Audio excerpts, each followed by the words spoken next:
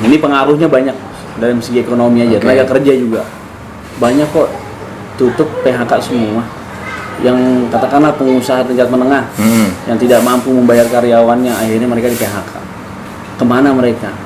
Usaha lain, ojol atau usaha akhirnya perumahan, dagang-dagang yang lain kecil-kecilan lah, Pak, UMKM atau apa, handmade.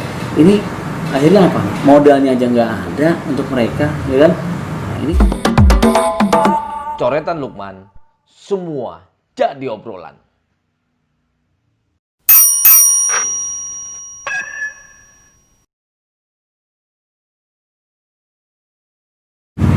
Assalamualaikum, ketemu lagi sama gua nih Lukman. Kali ini gua sedang main di selatannya Jakarta lah. Waduh, gak enak, gue buka masker dulu deh, ini udah jaga jarak ini. Ini kali ini di rumahnya Bang Amsori. Apa kabar Bang Amsori? Assalamualaikum. Alhamdulillah. Waalaikumsalam warahmatullahi wabarakatuh. Baik ya. Nah, terima kasih sudah hadir di sini. Wah iya deh. Udah lama banget nih kita nggak ketemu nih ngobrol nih. Ini Bang, hari ini tuh semua pada rame, ngobrolin pada PSBB dari kemarin tuh Jakarta. Ini sebagai orang yang dari penyangga Jakarta gimana nih? Kena dampak nggak sih sebenarnya selama ini? Pasti. Oh, pasti. Apa dampaknya tuh? Jadi waktu lalu kan PSBB yang menjelang puasa sampai Ramadan ini kan imbasnya banyak. Bukan hanya warga Jakarta saja, namun juga penyangga Jakarta. Depok, Bekasi, Tangsel dan sebagainya. Apa tuh dampaknya yang paling terasa? Pasti ekonomi. Ekonomi.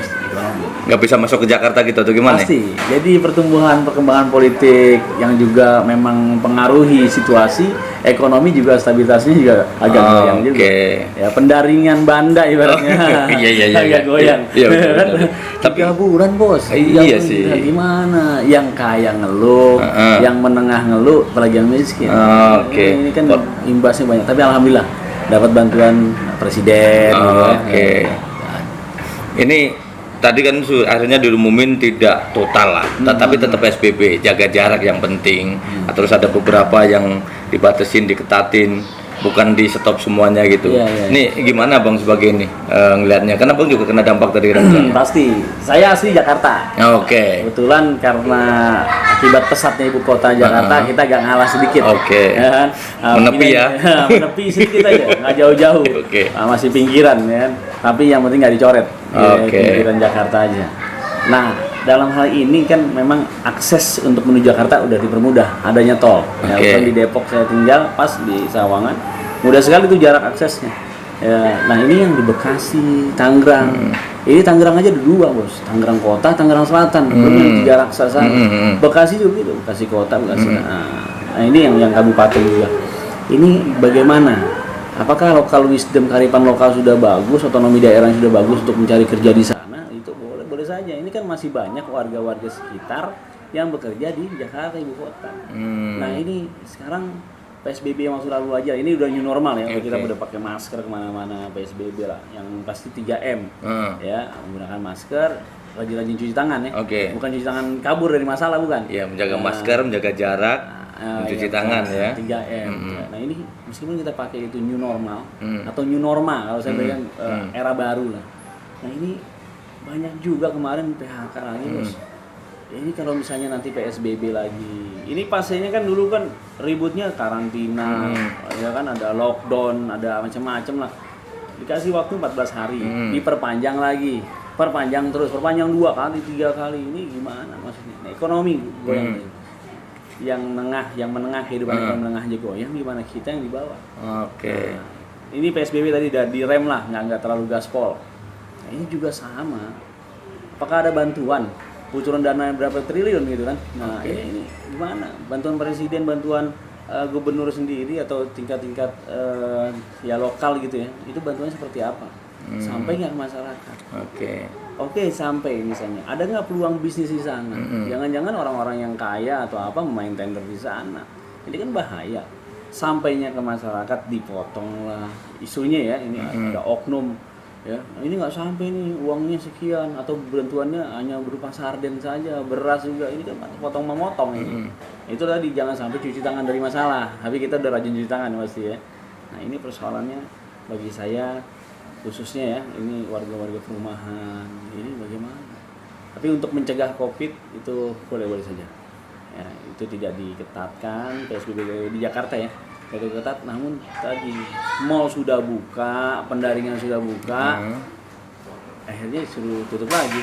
Ya, nggak bisa 24 jam. Transportasi coba. Katanya ingin mencegah penyebaran virus tadi COVID. Terus kita pakai ganjil genap. Kendaraan, mobil lah atau motor, pakai menggunakan transportasi umum. Dulu tidak diperketat. Hanya penumpangnya ya setengahnya lah. Nah, dengan atur jarak, baik busway, Transjakarta ya, MRT atau kereta-kereta atau LRT. Ini kan bagaimana ini? Komputer lain. Akhirnya orang menggunakan transportasi umum. Tapi ya kalau yang hari ini berlaku ganjil genap dicabut loh udah. Iya, memang dulu juga seperti itu. Ganjil genap dicabut. Ini maksud saya pada saat ini normal. Akhirnya apa? Penyebaran COVID makin meningkat. Nah, jadi apa transportasi umum sebenarnya yang memang di sana pusat penyebarannya. Tapi apakah nanti transportasi umum kan mereka kan ada supirnya, misalnya Transjakarta, bagaimana pendapatannya, komputer lain bagaimana pendapatannya, ini kosong semua. Mall, ini pengaruhnya banyak dalam segi ekonomi aja, tenaga kerja juga banyak kok tutup, PHK semua. Yang katakanlah pengusaha tingkat menengah yang tidak mampu membayar karyawannya, akhirnya mereka di PHK. Kemana mereka? Usaha lain, ojol atau usaha akhirnya perumahan, dagang-dagang yang lain kecil-kecilan lah, Pak UMKM atau apa handmade. Ini akhirnya apa? Modalnya aja nggak ada untuk mereka, ya kan? Ini sampai mana? Ya kami berdoa agar pemerintah semua bisa menemukan vaksin. Virusnya bagaimana? Coba belajar dari negara lain. Kira-kira bagaimana menghadapi new normal. Jangan sampai benar-benar kita dikarantina. Pendaringan goyang bos, ya akhirnya nanti apa kejahatan meningkat. Nah ngomong soal kejahatan nih, ini ngomong soal kejahatan, ini agak rame, abang nih kebetulan. Sambil dulu nih, iya. Minum. Bismillahirrahmanirrahim. Nah, bang soal ngomong kejahatan, kekerasan, ini agak rame di luar sana diceritain bahwa ini banyak preman-preman itu dilibatkan menjadi penegak disiplin COVID. Nah, abang kan sebagai salah satu petinggi FBR.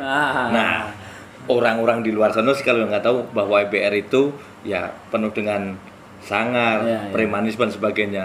Ya mungkin abang boleh disebut raja preman kali. Gimana bang nanggapin itu bang? Kita preman itu manusia bebas. Preman itu bahasa Belanda. Bebas dalam berpikir, bertindak.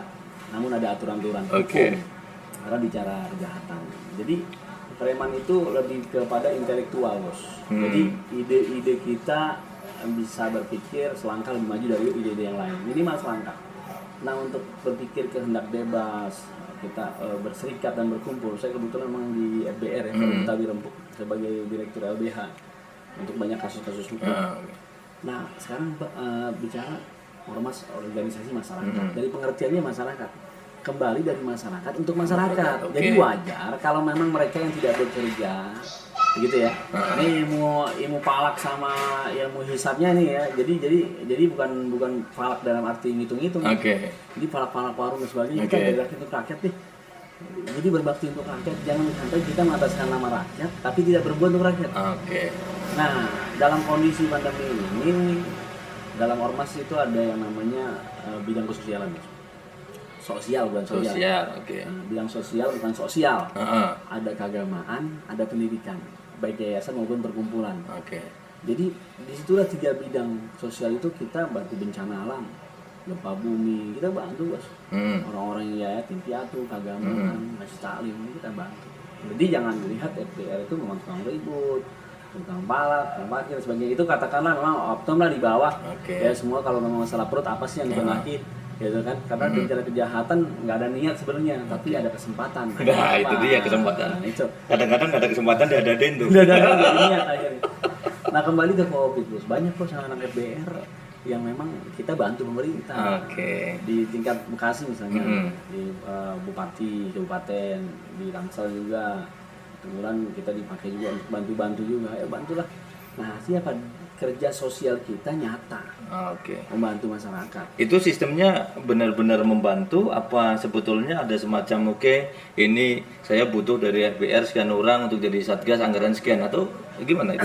Jadi diminta kita. Oh, diminta, oke. Jadi karena siapa sih yang kenal bicara kearifan lokal ya, orang wilayah yang tahu siapa sih, misalnya tingkat RT, banyak orang Ormas FBR sendiri memang ada pengurus RT, ada pengurus RW.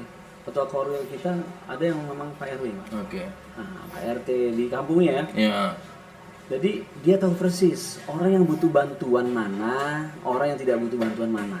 Jangan sampai ada orang yang dapat bantuan 2 atau 3 double, Bos. Oke, salah sasaran lah ya. Salah sasaran. Oke.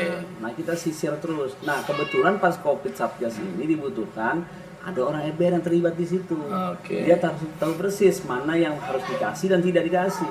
Jangan sampai orang kaya itu dikasih, orang kaya harusnya memberi. Kan tangan di atas lebih baik daripada tangan di bawah, seharusnya begitu ya. Iya. Nah, maksud saya ya alhamdulillah biar citra FBR ini yang selama ini orang pandang buruk, kita dianggap diminta lah untuk membantu masyarakat. Oke.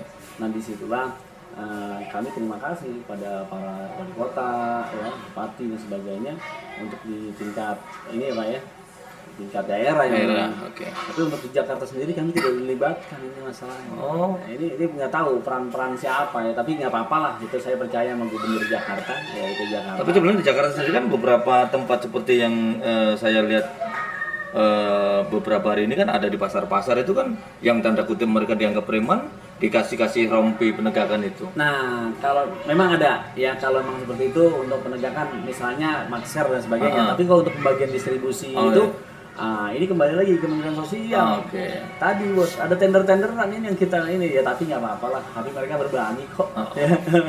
Ini yang sayangnya kadang-kadang kita orang Betawi ya, kita juga ingin merangkul orang Betawi yang kaya agar bisa berbagi, Bos. Kita orang Betawi yang kaya, ayo kumpul deh.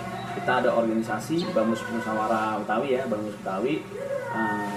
Terus ada FBR di situ di dalamnya.